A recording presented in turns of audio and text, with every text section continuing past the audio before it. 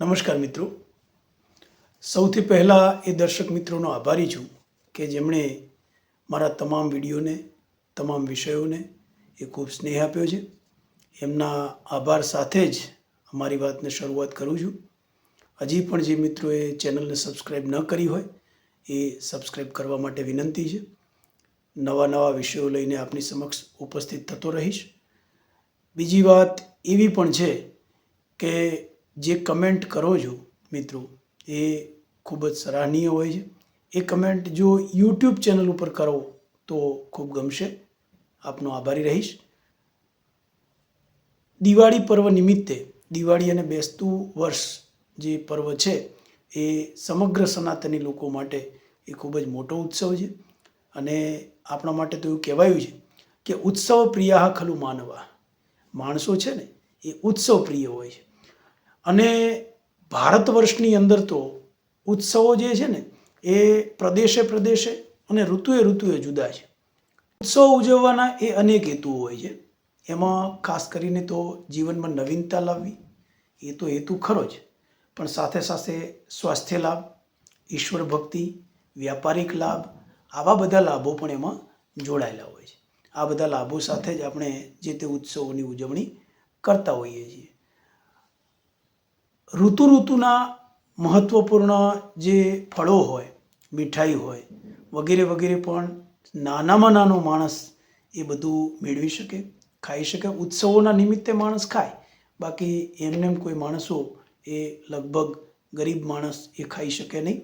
પણ ઉત્સવ નિમિત્તે થોડુંક પણ લાવે અને પોતાના બાળકોને અને પોતે પણ ખાય, એ હેતુથી ખાસ કરીને એ ઉત્સવ ઉજવવાની પરંપરા એ આપણા એ પૂર્વજોએ, આપણા ઋષિમુનિઓએ, આપણા એ ધુરંધરોએ શરૂ કરી હતી. અને એના માટે આપણે નતમસ્તક થયા વગર રહી શકીએ નહીં. સૌથી વધારે તહેવારો છે ને એ ચાતુર્માસ દરમિયાન આવે. ખાસ કરીને ચોમાસાના જે 4 મહિના છે, અષાઢ, શ્રાવણ, ભાદરવો અને આશો, એ દરમિયાન આ સૌથી વધુ તહેવારો એ ઉજવવાના એ આપણને કહ્યા છે.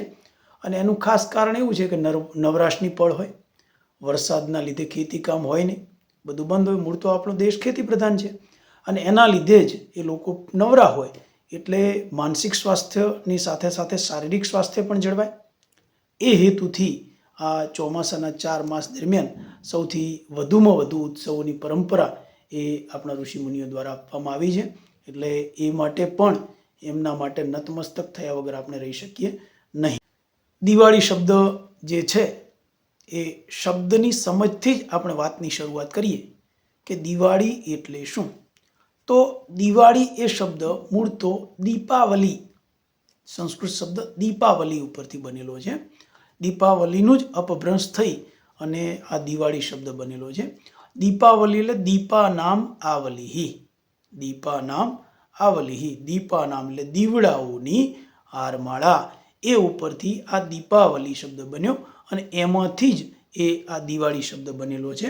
12 મહિનાની જે 12 અમાસ હોય એમાં સૌથી વધારેમાં વધારે અંધકારમય રાત્રિ એટલે આ આસો મહિનાની અમાસની રાત્રિ. અને એ આસો મહિનાની અમાસની રાતની અંદર દીવડાઓ પ્રગટાવીને આપણે એ અજ્ઞાનરૂપી અંધકારમાંથી જ્ઞાનરૂપી પ્રકાશ તરફ જવાનો એક આપણે ઉપક્રમ કરીએ છીએ. એટલે પહેલો જે હેતુ છે દીપાવલીનો, દિવાળીનો, એ આ છે કે અંધકારમાંથી પ્રકાશ તરફ જવાની આપણી ગતિ છે. અજ્ઞાન તિમિરાંધસ્ય જ્ઞાનાંજન શલાકયા ચક્ષુરુન્મિલિતમ યેન તસ્મૈ શ્રી ગુરવે નમઃ. આ તબક્કે જેણે અજ્ઞાનરૂપી અંધકારમાંથી આપણને જ્ઞાનરૂપી પ્રકાશ તરફ લઈ જવા માટે જે આવા મહા ઉત્સવોની પરંપરા આપી, એ તમામ ગુરુજનોને આજના દિવસે આપણે આમ તો વંદન, નમન કરવા જોઈએ એવો આજનો દિવસ છે. એ સાથે એ પણ જોવું જોઈએ કે ગમે તેવી કપરી પરિસ્થિતિમાં પણ કોઈ એક એવો પરોપકાર રૂપી દીવડો હોય કે જે દીવડો આપણને દુઃખોમાંથી, તકલીફોમાંથી મુક્તિ અપાવી શકે. એટલે કે પરોપકાર રૂપી દીપકને પ્રજ્વલિત કરવાની પણ આપણા હૃદયમાં અહીંયા વાત છે કે પરોપકાર કરીને ઉજળા થઈએ, એવી પણ વાત આ પરંપરાઓ સાથે જોડાયેલી છે. આ વાતને ઉદાહરણો સાથે જોવું હોય ને તો જોઈ શકાય. અત્યારે એવા કેટલાય લોકો છે જે લોકોના દુઃખમાં સહભાગી બની અને દિવાળી વગેરે તહેવારોમાં તો મીઠાઈ વગેરે આપીને એમના જીવનમાં એ આશાનું, સુખનું અને આનંદનું કિરણ તો લઈ જ આવે છે. એવા નામોમાં આપણે જોઈએ તો ખજૂરભાઈ, નીતિન જાની, કે જે ખૂબ સરસ મજાનું કાર્ય કરી રહ્યા છે. બીજા એક વાત કરીએ તો પોપટભાઈ આહિર, જે પણ ખૂબ સરસ મજાનું કાર્ય કરી રહ્યા છે. મહિપતસિંહ ચૌહાણ, એ પણ સરસ કાર્ય કરી રહ્યા છે. અહીંયા વઢિયાર પ્રદેશમાં જયદીપભાઈ ઠાકર જરૂરિયાતમંદોને એ રાશન કીટ વગેરે આપીને એ પણ સારું કાર્ય કરી રહ્યા છે. અને જે વઢિયાર પ્રદેશનો એ જાગ્રત દીવડો કહેવાય, પત્રકારત્વ ક્ષેત્રે જેનું ઉજળું નામ છે, એવા પ્રકાશભાઈ રાઠોડ, જે ખૂબ સરસ મજાનું કાર્ય કરી રહ્યા છે, કે જે અમારા નાડોદા રાજપૂત સમાજનું એક ઉજળું નામ છે. પત્રકારત્વની સાથે સાથે એમણે વઢિયાર સેવા સમિતિ દ્વારા એ વઢિયાર પ્રદેશમાં ખૂબ જ સરસ મજાની સેવાની આહલેખ જગાવી છે અને ખૂબ સરસ મજાનું કાર્ય કરી રહ્યા છે. જરૂરિયાતમંદોને એ તમામ પ્રકારની સુખ સુવિધાઓ મળી રહે અને અંબાજી કેમ્પ, વચરાજ દાદા બેટ કે વચરાજ બેટ, કે જે જગ્યાએ પણ સરસ મજાની સેવાકીય પ્રવૃત્તિઓ કરી અને ખૂબ સરસ મજાનું કાર્ય કરી રહ્યા છે. તો આ પરોપકાર રૂપી દીવડાઓ છે અને જેના થકી જ એ સમાજ એ ઉજળો થઈ શકે છે. અને આવા પરોપકાર રૂપી દીવડાઓ ઘરે ઘરે પ્રગટે, એ પણ આજના દિવસનો શુભ સંકલ્પ હોવો જોઈએ. બીજાનું દુઃખ જોઈને દ્રવી ઉઠે ને, એ જ સાચો શુદ્ર છે. જેને બીજાના માટે એ કરુણા જાગે, એ જ સાચો શુદ્ર છે. અને આવું શુદ્રત્વ હું ઈચ્છું કે તમામમાં આવે, ભારતના તમામ નાગરિકોમાં આવું શુદ્રત્વ આવે, એવી આજના દિવસે પણ એ પણ મંગલ કામના કરવી જોઈએ. આ તહેવાર માટે બીજી પણ એક પરંપરા એવી છે કે મર્યાદા પુરુષોત્તમ ભગવાન શ્રી રામચંદ્ર રાવણને જીતીને સીતા માતાને સાથે લઈને 14 વર્ષનો વનવાસ પૂર્ણ કરી આ જ દિવસે અયોધ્યામાં પધાર્યા હતા. અને અયોધ્યામાં પધાર્યા એ દિવસે અયોધ્યાવાસીઓએ દીવડાઓની એક આખી હારમાળા સર્જી હતી અને એ હારમાળાથી એમણે ભગવાન રામચંદ્રનું સ્વાગત સન્માન કર્યું હતું. એટલે એ દિવસથી એક પૂર્વજોના એક પરંપરાના ભાગરૂપે આપણે આજ દિવસ સુધી ભગવાન રામચંદ્રના એ પુનરાગમન નિમિત્તે પણ આપણે આ તહેવારને, દિવાળી પર્વને ઉજવીએ છીએ અને એના બીજા દિવસને આપણે નૂતન વર્ષ તરીકે મનાવીએ છીએ. હજારો વર્ષો પછી ભગવાન રામચંદ્રનું એ અયોધ્યામાં પુનરાગમન થયું છે. રામ મંદિરનું નિર્માણ થયા પછી ભારતવાસીઓના ઉલ્લાસમાં, ઉમંગમાં એ અનેરો વધારો થયો છે. એ પણ આપણા માટે ખૂબ જ ગૌરવની વાત છે. કોઈ પણ સારી વાતને વારંવાર યાદ કરવી જોઈએ, જેથી કરીને દ્રઢીકરણ થાય. દ્રઢીકરણ થવાથી એ વધારે યાદ રહે અને એની ભવ્યતા અને પરંપરાની આપણને સમજ આવે. એ જ બાબતને ધ્યાને રાખીને એ આપણા જે આ દિવાળી ઉત્સવ છે, નવવર્ષ ઉત્સવ છે, એમાંનો પહેલો જે છે વાઘ બારસ, ત્યાંથી શરૂ થઈએ તો વાઘ બારસે વાણીરૂપી સરસ્વતીનું પૂજન કર્યું. એના પછી એ ધનતેરસ રૂપે આપણે લક્ષ્મીજીનું પૂજન કર્યું. કાળી ચૌદસ નિમિત્તે એ આપણે મહાશક્તિ, એ કાલિકા એટલે કે માં ભવાનીનું પૂજન કર્યું. અને દિવાળી નિમિત્તે આમ તો અગ્નિનું પૂજન છે. અગ્નિનું પૂજન કરવાનો આજના દિવસે ખરેખર તો આ દીવડાઓ જે છે મૂળ તો અગ્નિનું જ સ્વરૂપ છે. દીવડાઓ રૂપે આપણે અગ્નિની પૂજા કરીએ છીએ. અગ્નિ છે ને એ પહેલેથી જ ભારતીયોનો એ આરાધ્ય દેવ રહ્યો છે. અગ્નિમાં એ ભારતીય લોકોએ દેવનું સ્વરૂપ જોયું છે, કારણ કે અગ્નિ પલે પલે આપણને ઉપયોગી થતો રહ્યો છે. અને એનું સૌથી મોટું સ્વરૂપ તો સૂર્ય છે. એ સાથે સાથે જે ભૌતિક અગ્નિ છે એને પણ આપણે ખૂબ આરાધ્યો છે, કારણ કે પ્રત્યક્ષ દેવ છે. બીજા બધા દેવો જોઈ શકાતા નથી, અગ્નિ જોઈ શકાય છે. અને એટલા માટે જ જે વેદો છે, વેદોમાં ઋગ્વેદ, જેમાં 10 મંડળ, એના 1028 સૂક્તો અને 10,552 મંત્રો, એમાંથી જે 1028 સૂક્તોમાંથી સૌથી વધારે સૂક્તો ઇન્દ્રના છે. એટલે કે 250 સૂક્તોમાં ઇન્દ્રની સ્તુતિ થઈ છે. એના પછી તરતનો ક્રમ એ અગ્નિને આપ્યો છે. અગ્નિનું 200 સૂક્તોની અંદર એ અગ્નિનું વર્ણન અને એની પૂજન સ્તવન થયું છે, એની સ્તુતિ થઈ છે. એટલે અગ્નિ આપણા માટે ખૂબ જ આરાધ્ય છે. વિશ્વનો સૌથી જૂનામાં જૂનો જો કોઈ મંત્ર હોય, પહેલો મંત્ર જો આપણે એને કહી શકીએ તો એ અગ્નિ મંત્ર છે. ને અગ્નિ મંત્ર છે કે ઓમ અગ્નિમ ઈડે પુરોહિતમ યજ્ઞસ્ય દેવમ ઋત્વિજમ હોતારમ રત્નધાતમમ. આ ઋગ્વેદના પહેલા મંડળના પહેલા સૂક્તનો પહેલો મંત્ર છે અને એમાં અગ્નિદેવની સ્તુતિ છે. એમાં અગ્નિદેવને વિવિધ વર્ણનો સાથે તું પુરોહિત છે, યજ્ઞનો દેવ છે, રત્નોનો ધારણ કરનારો છે, આવા અગ્નિદેવની અમે સ્તુતિ કરીએ છીએ એમ વાત કરીને અગ્નિને એ સ્તવન કર્યું છે, એની સ્તુતિ કરી છે. એટલે અગ્નિ આપણા માટે પહેલેથી આરાધ્ય દેવ રહ્યો છે. અને એટલા માટે તો આપણે કોઈ પણ કાર્ય કરીએ, ખાસ કરીને ભોજન જ્યારે આપણે બનાવીએ છીએ ત્યારે ભોજનની થોડી ઘણી પણ આહુતિ એ અગ્નિદેવમાં આપી અને પછી જ આપણે એ ભોજન પોતાના માટે ઉપયોગમાં લઈએ છીએ.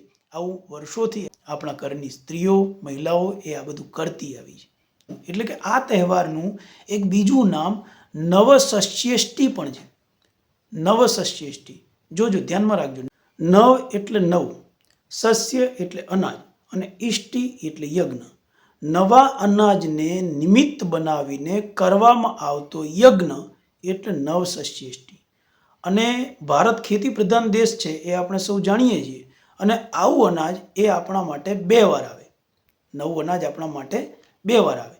એક વર્ષા ઋતુમાં જે વાવેલું અનાજ છે, ખાસ કરીને અષાઢ મહિનામાં જે અનાજની વાવણી કરી હોય એ અનાજની વાવણી લણવાનો સમય એ શરદ ઋતુ છે, એટલે કે આ દિવાળીનો સમય છે. આ સમયે એ ઋતુ, શરદ ઋતુની અંદર આપણે અનાજને લણીએ અને એને ઘેર લાવીએ એ પહેલાં અગ્નિમાં પધરાવીને, અગ્નિને આહુતિ આપીને એ અન્ન આપણે વાપરવાનો, પોતાના માટે ઉપયોગમાં લેવાનો આપણે ઉપક્રમ રાખીએ છીએ. એટલા માટે એનું નામ શરદ ઋતુમાં યજ્ઞ થાય છે. એટલે શારદીય નવસસ્યેષ્ટિ એવું કહેવાય છે. આ તહેવારનું બીજું નામ શારદીય નવસસ્યેષ્ટિ પણ કહેવાય છે. એટલે એક આ છે. આવો નવો બીજો જે તહેવાર છે એ નવસસ્યેષ્ટિ જેને નામ આપીએ છીએ એ વસંત ઋતુમાં આવે છે. એટલે એને વાસંતિક નવસસ્યેષ્ટિ કહેવાય. જે ખેતરમાંથી પાકેલું અનાજ જે આવ્યું હોય એ આપણે હોળી નિમિત્તે અગ્નિમાં પધરાવી ઉપયોગ પોતાના માટે કરીએ છીએ. એટલે અગ્નિને આહુતિ આપીને, આપણી તો સંસ્કૃતિ જે છે તેને ત્યક્તેન ભુંજીતા વાળી સંસ્કૃતિ છે આપણી. ત્યાગીને ભોગવી જાણ, બીજાને આપીને પછી ઉપયોગ કર, દાન કરીને પછી ઉપયોગમાં લે. એટલા માટે તો ઈશાવાસ્યોપનિષદનો એક સરસ શ્લોક છે, એ મંત્ર છે સરસ મજાનો, કે ઈશાવાસ્યમ ઇદમ સર્વમ યત કિંચિત જગત્યામ જગત તેન ત્યક્તેન ભુંજીતા મા ગૃધ કસ્ય સ્વિદ્ધનમ. આ સમગ્ર જે જગત છે એ ઈશ્વરથી વ્યાપ્ત છે, માટે તું ત્યાગીને ભોગવી જાણ, બીજા કોઈના ધન લેવાની લાલસા રાખીશ નહીં. આ આપણી સંસ્કૃતિ છે, આ આપણી પરંપરા છે, જે આપણને શીખવે છે કે આપીને પછી ઉપયોગમાં લે, દાન કર અને પછી પોતાના માટે, સ્વયં માટે એનો ઉપયોગ કર. આવી સરસ મજાની ભવ્ય પરંપરા પણ આ નવસસ્યેષ્ટિ યજ્ઞ દ્વારા એ આપણે એ ઉજવી રહ્યા છીએ. એનું પણ આપણને ધ્યાનમાં હોવું જોઈએ. અગ્નિમાં આહુતિ આપીને જે અનાજ એ આપણે એ આહુતિ દ્વારા અગ્નિને ધરાવ્યું છે એ આપણે નૈવેદ્ય કહેવાય. અને એ નૈવેદ્ય, એ આહુતિ, એના પછી જે વધેલું અન્ન છે એ પ્રસાદ કહેવાય. એટલે પૂર્ણ વર્ષ આપણે પ્રસાદ લઈએ છીએ ભગવાનનો, એવો પણ ભાવ એ આમાં રહેલો હતો. એમનેમ ખાવું અને પ્રસાદ ખાવું આ બંનેમાં ફરક છે. એટલે આપણે પૂર્ણ વર્ષ પ્રસાદ આરોગીએ છીએ એવી પણ વાત એ આની સાથે સંકળાયેલી છે. એ વાત ધ્યાનમાં લેવી જોઈએ. દિવાળી પર્વ કે બેસતું વર્ષ જ્યારે ઉજવતા હોઈએ ત્યારે આપણને બીજો પણ એક પ્રશ્ન થવો જોઈએ. અને એ પ્રશ્ન એવો છે કે ફટાકડા કેમ ફોડીએ છીએ? ફટાકડા ફોડવાનું અહીંયા કારણ શું? દિવાળીએ ફટાકડા ના ફોડીએ તો ના ચાલે. ફટાકડા ફોડવાનું કંઈક તો કારણ હોવું જોઈએ ને. બીજા તહેવારો કોઈ કે બે આનંદ માટે ફોડીએ છીએ, ઉત્સાહ માટે ફોડીએ છીએ, ઉમંગ માટે ફોડીએ છીએ, બરાબર છે. તો બીજા તહેવારોમાં આનંદ, ઉત્સાહ, ઉમંગ નથી હોતો? બીજા તહેવારોમાં, એટલે કે બીજા જ્યારે ઉત્સવો હોય, ખાસ કરીને જન્માષ્ટમી, હોળી, ધૂળેટી, ઉત્તરાયણ, એ વખતે ફટાકડા ફોડવાનું કેમ વિધાન નથી? કેમ આ જ ટાઈમે, આ જ સમયે આપણને ફટાકડા ફોડવાનો એ નિયમ કર્યો? નિયમથી ફટાકડા ફોડવાના એમ. બીજા તહેવારોમાં ફોડવા હોય તો ફોડો, પણ નિયમ નહીં.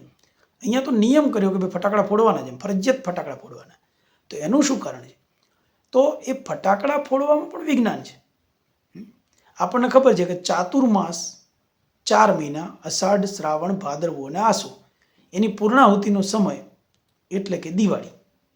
અને એ પૂર્ણાહુતિ સમયે એ શરદ ઋતુ ચાલતી હોય. ખાસ કરીને ભાદરવો અને આસો મહિનામાં શરદ ઋતુ હોય. શરદ ઋતુ એટલે રોગની ઋતુ. અને આ રોગની ઋતુમાં જે બચી ગયો, શરદ ઋતુમાં જે બચી ગયો, એને પૂર્ણ વર્ષ કશું ન થાય આવી આપણી માન્યતા છે. અને એટલા માટે તો આપણા આશીર્વાદમાં પણ એવું આવે કે શતમ જીવ શરદ. શતમ જીવ શરદ અર્થાત 100 શરદ ઋતુ સુધી જીવો, આવી વાત થાય. આપણે પણ ઈશ્વર પાસે એવું માગીએ કે જીવેમ શરદશતમ મોદામ શરદશતમ અનુનાસ્યામ શરદશતમ. હા, આપણે ભગવાન પાસે પ્રાર્થના પણ એવી કરીએ કે અમે 100 શરદ સુધી જીવીએ. હા, એ આપણે પ્રાર્થના કરીએ છીએ. તો એનું પણ કારણ એવું જ છે કે શરદ ઋતુની અંદર એ રોગની ઋતુ છે. ખાસ કરીને રોગો થવાનું કારણ પણ એવું છે.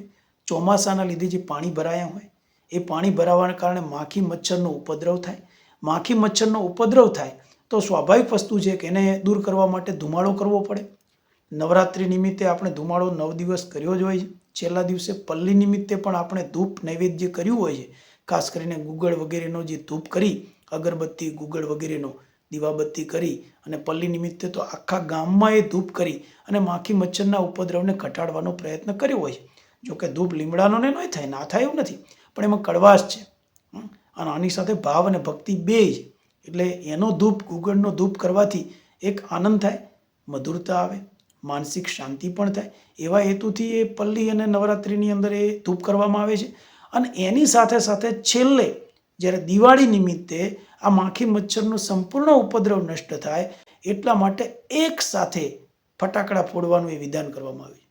ફટાકડા ફોડવાથી એમાં રહેલા જે રાસાયણિક તત્વો છે એ રાસાયણિક તત્વોના લીધે માખી મચ્છર વગેરેનો ઉપદ્રવ છે સંપૂર્ણ નષ્ટ થઈ જાય. અને બીજી એક હું ઐતિહાસિક ઘટના પણ આપ સૌને યાદ કરાવું કે કેમ એક સાથે બધાએ આ કાર્ય કરવાનું. તો એના માટે એક ઐતિહાસિક ઘટના નજર સમક્ષ લેવી પડે કે ઈસવીસન 1857માં અંગ્રેજોને અહીંથી ભગાડવા માટે આપણે એક એ સ્વાતંત્ર્ય સંગ્રામ, જેને આપણે ભારતનો પહેલો સ્વાતંત્ર્ય સંગ્રામ કહીએ છીએ, એ આપણે કર્યો હતો. એ નિષ્ફળ ગયો તો એ આપણને ખબર છે. એટલા માટે આપણે બીજી બધી બાબતોમાં ઇતિહાસમાં નથી પડવું.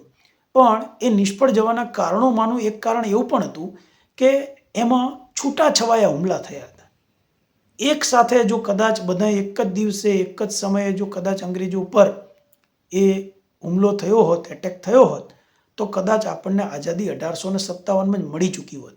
પણ એ ન મળી એનું કારણ છૂટાછવાયા હુમલા હતા. એક થઈને બધાએ લડ્યા હતા નહીં. બધાએ અલગ અલગ સમયે એ સમય કરતાં વહેલો શરૂ થઈ ગયો હતો અને એના કારણે અલગ અલગ સમયે બધે પોતપોતાની રીતે એ હુમલાઓ કર્યા અને એને દબાવી દેવામાં સરળતા મળી. નવરાત્રિમાં પણ આપણે એવું જ કર્યું કે નવરાત્રિમાં આપણે આ માખી મચ્છર ઉપર છૂટાછવાયા હુમલા કર્યા. અલગ અલગ બધાએ પોતપોતાની રીતે ધૂપ દીપ નૈવેદ્ય કર્યા. ક્યાંક એ પલ્લી ભરાણી, ક્યાંક ન ભરાણી, ક્યાંક એ નૈમિત્તિક રૂપે જે આખા ગામમાં જે પલ્લી ફેરવવી જોઈએ કે એના ધૂપ ધુમાડા કરવા જોઈએ ન કર્યા. તો એના ભાગરૂપે એ જે અધુરાશ રહી ગઈ હતી એને પૂર્ણ કરવા માટે ફટાકડા ફોડવાનું પણ વિધાન એ મૂકી દીધું કે ભાઈ ફટાકડા ફોડવાના. દિવાળી નિમિત્તે, દિવાળી અને બેસતું વર્ષ આ બંને દિવસે મન ભરીને ખૂબ ફટાકડા ફોડવાના, જેથી કરીને એનો જબરજસ્ત ધુમાડો થાય, એક સાથે એટેક થાય માખી મચ્છર ઉપર, એક સાથે આક્રમણ હુમલો થાય અને એના કારણે તમામ જે માખી મચ્છર જે થોડા ઘણા જે બચ્યા છે એ બચેલા પણ માખી મચ્છર મરી જાય અને એમ કરતાં એકદમ વાતાવરણ શુદ્ધ થાય, રોગચાળાની સિઝન ખતમ થાય. એટલા માટે એ આ છેલ્લે ફટાકડા ફોડવાનું આપણને વિધાન કર્યું છે કે બાકીના દિવસોમાં ફટાકડા ફોડવા આનંદ માટે ફોડો, પણ દિવાળી નિમિત્તે અને બેસતા વર્ષ નિમિત્તે ફરજિયાત ફટાકડા ફોડવાના એ વિધાન આપણને એટલા માટે કર્યું છે. એટલે ફટાકડા ફોડવામાં પણ વિજ્ઞાન છે. કોઈ એમ કહેતું હોય કે ફટાકડા ના ફોડાય, ઘણા લોકો પર્યાવરણવાદીઓ અત્યારે આવી જશે કે ભાઈ આનાથી પર્યાવરણને હાનિ થાય છે, પર્યાવરણ જોખમાય છે. અરે ભાઈ, પર્યાવરણ તો બીજી કેટલી એ બાબતોથી જોખમાય છે, એ પણ બંધ કરાવો. ખાલી દિવાળી નિમિત્તે કે બેસતા વર્ષ નિમિત્તે ફટાકડા ફોડવાથી જ પર્યાવરણ જોખમાતું નથી. હા, એ બાબત પણ ધ્યાનમાં રાખવી જોઈએ. એટલે આપણી પરંપરા છે, એમાં વિજ્ઞાન છે. એ નિમિત્તે ખૂબ ફટાકડા ફોડો અને ફટાકડા ફોડીને આપણા તહેવારને આપણા ઉમંગ સાથે, ઉત્સાહ સાથે એ ઉજવો. તેને બીજું એક સૌથી મોટું કારણ કે આ દિવસોમાં જીડીપી વધે છે. તમે વિચારો, દિવાળી નિમિત્તે જેટલી ખરીદી થાય છે, દિવાળી નિમિત્તે જેટલું બજાર ધમધમે છે, એટલું બજાર કદાચ કદી નથી ધમધમતું. નાનામાં નાના માણસને રોજીરોટી મળી રહે, રોજગારી મળી રહે, એ હેતુ પણ આપણા ઉત્સવોમાં રહેલો હતો. લોકો ભલે વર્ણ વ્યવસ્થાને કોસતા હોય, વર્ણ વ્યવસ્થાને ગાળો દેતા હોય, પણ વર્ણ વ્યવસ્થાનો એક મોટો હેતુ હતો કે મારા દેશનો એક પણ વ્યક્તિ બેરોજગાર ના રહેવો જોઈએ. દરેક વ્યક્તિને પોતાની આવડત પ્રમાણે કામ મળી રહેવું જોઈએ. આ પણ એક હેતુ હતો. ભલે ગાળો દેતા હોય લોકો આપણી વર્ણ વ્યવસ્થાને, પણ વર્ણ વ્યવસ્થામાં શું વિજ્ઞાન હતું એ તો એમાં પડે ને તો જ ખબર પડે, ને સમજવાનો પ્રયત્ન કરે ને તો જ ખબર પડે.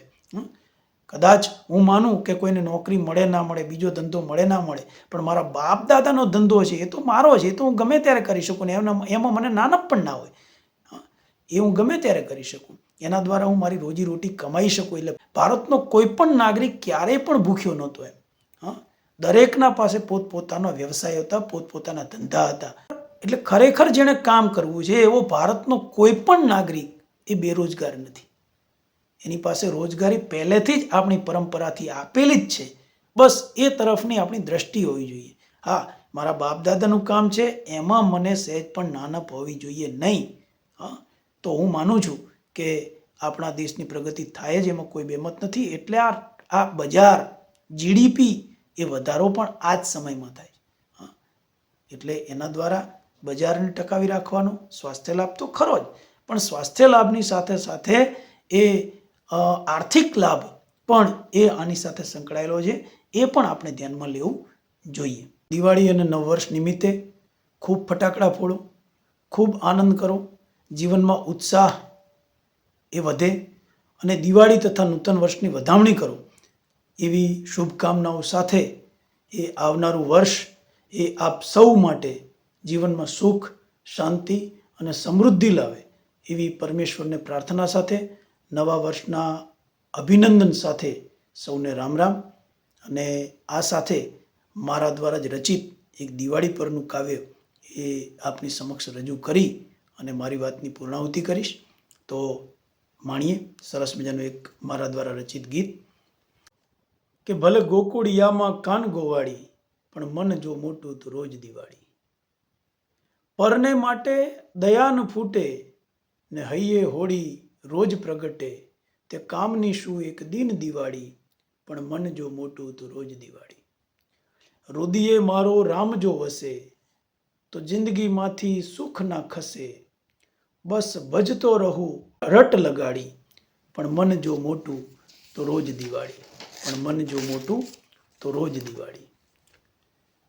કે હું ક્યાં કહું છું કે રોજ સાથમાં રહેજો, હું ક્યાં કહું છું કે રોજ સાથમાં રહેજો, હું કરું જો હાકલ તો સંગાથમાં રહેજો, જો કાન દોડતો ન આવે સુદામાને ભાડી, જો મન જો મોટું તો રોજ દિવાળી.